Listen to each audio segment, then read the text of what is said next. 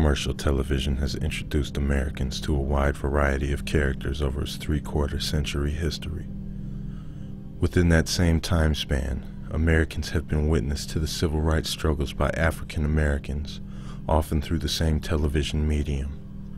Just as the struggle of African Americans was depicted on television through the 40s, 50s, and 60s, so too were the harmful depictions of blacks and other minority communities as varying stereotypical archetypes beamed through the television sets of consumers nationwide. These were images from shows such as Amos and Andy, the first show ever to feature an all-black cast starring two black males portraying exceedingly inept characters, unable to function in society constructively. Holy light! Don't want you to see nothing. Amos and Andy came from the mind of two white men, Freeman Gosden and Charles Correll, who initially created a radio broadcast about a couple of colored characters.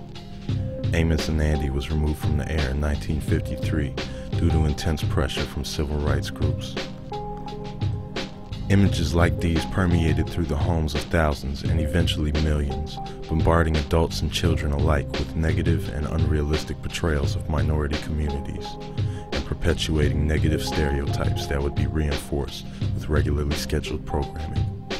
Travis Dixon, an assistant professor at the University of Michigan, wrote about the four stereotypes of African Americans in early television. The Mammy. The Mammy represented a good, wholesome caretaker of whites, but a mean and insensitive presence in her own family life. The Coon. The Coon represented black ineptness at living successfully in white society. The Tom. Stemming from the term Uncle Tom, the Tom was an apologist for slavery and constantly endearing themselves to whites. And the Buck. The Buck represented the violent and uncontrollable black male. Other scholars have included an additional figure relevant to these stereotypical images, the Jezebel, an innately promiscuous black female so hypersexualized she could even be portrayed as a predator. Today, the faces of ethnic minorities on television are more abundant than ever, but have the stereotypical images changed? Many say the desexualized image of the helpful mammy is only a satirical image today, yet the asexual black female is embodied by Dr. Miranda Bailey on Grey's Anatomy, while the other female characters of Grey's Anatomy display their sexuality and engage in active relationships. Dr. Bailey rarely leaves the hospital to tend to her own child, instead acting as a support for the other cast members. In the show Desperate Housewives, Betty Applewhite is the lone black female among 5 salacious housewives originally depicted.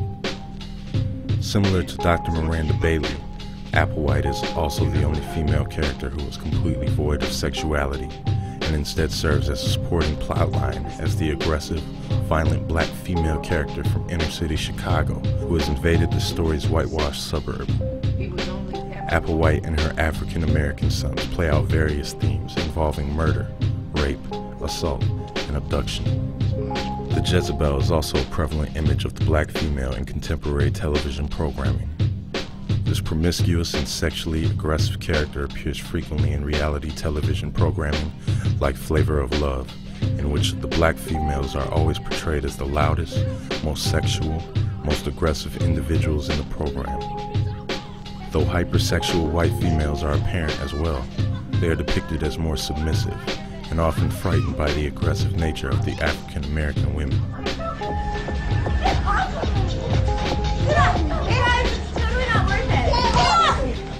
The Tom is often a contemporary source of comedic ridicule, frowning negatively upon African American men who do not engage in what is seen as traditionally black culture. As Carlton from The Fresh Prince of Bel-Air did not engage in the same values as the lead, Will Smith, he instantly becomes the most identifiable image of the Tom in contemporary television. Interestingly, this character is satirized in Aaron McGruder's comic and television series, The Boondocks, by a man named Tom who is married to a white woman and acts in the fashion traditionally assigned to the Tom character. The Coon, once the single most prevalent derogatory image of black males in American culture, is still used today in television by both producers using the Coon image as satire, but also by producers and characters alike, attempting to depict real black males who engage in buffoonish antics characteristic of the coon image. Once again, reality television propagates this image freely. Even more prevalent today than the coon image, and far more dangerous, is the image of the buck, the violent and uncontrollable black male.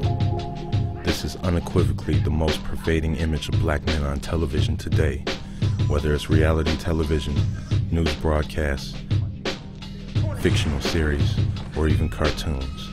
The buck image is particularly harmful because it perpetuates the well-known stereotype that black males are prone to violence.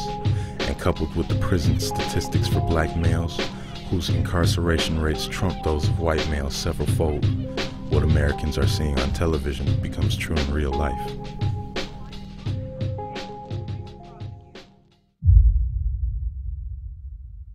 Though proven highly profitable, given its market success and relative low production cost, reality television has enjoyed the most rapid increase in popularity and saturation since MTV's The Real World. Subsequently, reality television has been adopted by broadcast networks like ABC, NBC, CBS, and Fox. However, despite the name reality television, these programs do not depict reality.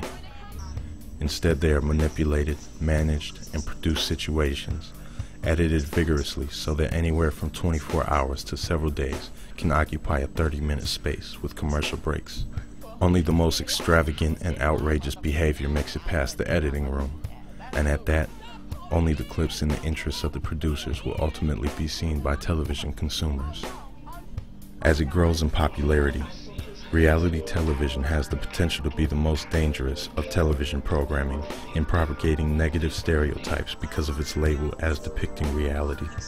Consumers who do not realize consciously or subconsciously that the images that they are being fed are highly manipulated become convinced that the characters in reality programs are representative of real people, and in the case of ethnic minorities, that they represent groups of ethnic minorities. This is also true for television news broadcasts, which have been statistically shown to overwhelmingly focus on African Americans and Latinos as perpetrators of crimes. News broadcasts differ from reality television in that they are often not as manipulated to the point of outright changing stories completely. However, the manipulation in news media is in the selection of which stories are aired and how criminals are depicted. It was Monday night, 10:45 p.m. The criminal comes into the Grand Prairie McDonald's and is picked up on videotape. Look at him closely. He's a crook, and a cowardly one, too. Unsurprisingly, African Americans are also overwhelmingly depicted as the nation's poor. While African Americans make up only 29% of the nation's poor, they constitute 65% of the images of the poor on leading network news programs. This, combined with the steady trend in criminal representation, paints a broad picture of African Americans through the coon and the buck images, poor and uneducated people disposed to violence and criminal activity. The positive depiction of blacks doing positive things in their communities through uplifting stories often afforded to the white community is far disproportionate to negative stories. The two dominant forms of genre television are situational comedies and television dramas. Shows featuring ethnic minority casts playing positive lead roles have mostly been ousted to narrowcast cable and premium cable like UPN, CW, BET, and HBO. Because of this, public exposure to minorities through television is limited to either negative stereotypical images that are most popular through reality television or most available in network news broadcasts, or images are not available at all. The few positive images of ethnic minorities that do exist on television must often be sought out and are simply outweighed by the prevalence of negative images. Perhaps it is up to consumers to change these trends by demanding engaging characters and news stories that portray all ethnicities more positively. But television is a ratings-driven industry, and its controversy and negative, often stereotype-reinforcing imagery continue to bring in consumers and advertisers. These trends are likely to continue into the next eras of television, just as it had since the first.